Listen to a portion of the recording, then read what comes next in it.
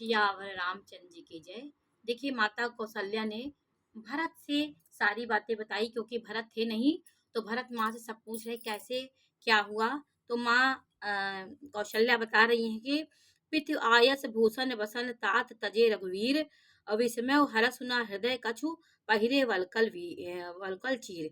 हे तात, भरत जी से कह रही हैं कौशल्या माता कि हे तात पिताजी, पिता की आज्ञा से श्री राम रघुवीर ने भूषण वस्त्र त्याग दिए और वलकल वस्त्र पहन लिए। उनके हृदय में ना कुछ विषाद था ना हर्ष था। उनका मुख प्रसन्न था। मन में ना आसक्ति थी ना रोष था। सबका सबका सबका सब तरह से संतोष कराकर वे वन को चले। यह सुनकर सीता भी उनके साथ लग गई। श्री रामचंद्र जी के चरणों की अनुगामिनी अनुरागिनी वे किसी तरह से न रहीं। सुनते ही लक्ष्मण भी साथ उठ चले।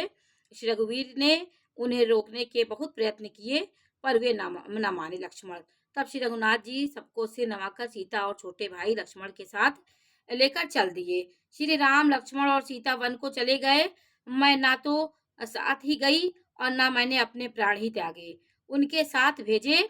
यह सब उन्हीं आंखों के सामने हुआ, तो भी अभागे जीवन ने शरीर नहीं छोड़ा। अपने स्नेह की ओर देखकर मुझे लाज भी नहीं आई। मतलब कि उन्होंने कहा कि इतना विदारण दुख देख कर के मुझे लाज नहीं आई। राम सरीखे पुत्र की मैं माता, जीना और मरना तो राजा ने खूब जाना। मेरा हृदय तो सैकड़ों वज्रों के समान कठोर है कि मैं जीवित तुमको मिली हूँ। इतना अथाह दुख देखने के बाद मैं क्यों जीवित हूँ। ये कौशल्या जी कह रही हैं भरत जी से। कौशल्या के वचन सुनी भरत सहित रनवास व्याकुल विलपत राजगृह मानव शोक निवासु। उन्होंने कौशल्या के वचनों को सुनकर भरत सहित सारा रनिवास व्याकुल होकर विलाप करने लगा। राजमहल मानो शोक का निवास बन गया। भरत शत्रुघ्न दोनों भाई विकल होकर विलाप करने लगे।